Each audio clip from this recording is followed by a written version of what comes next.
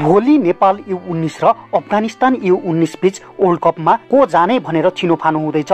भोलि एक दिनका लागि यी दुई टोली एक अर्का बीच दुश्मन बनी घम्सी गर्न कुनै कसुर बाँकी राख्ने छैनन्।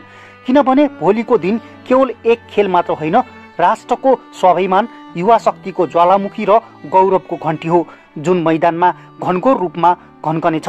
दक्षिण एसियाली क्रिकेटको मञ्चमा अब एउटा ऐतिहासिक युगको साथी बन्नेछौँ, जहाँ U19 नेपाल र U19 अफगानिस्तान आम्ने सामने हुनेछन्।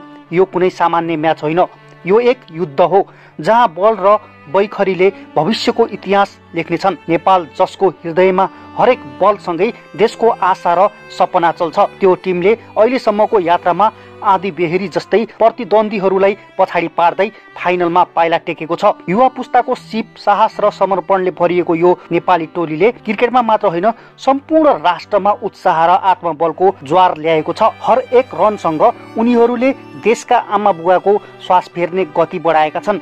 हर एक विकेटमा राष्ट्रले चिच्याएर भनेको छ, विश्वकप विश्वकप। अर्कोतर्फ अफगानिस्तानको टोली पनि कुनै कम्तीको छैन।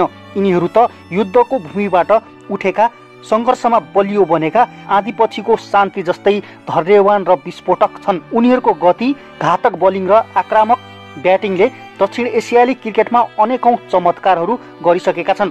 उनीहरू नेपाललाई सजिलो शिकार ठान्ने भुल गर्ने छैनन्, तर नेपाली युवा लहरलाई रोक्नु अब सहज रहने छैन। यो म्याच केवल ट्रफीका लागि होइन, यो भविष्यमा तारा को हुन् भन्ने चिनारीको मञ्च हो।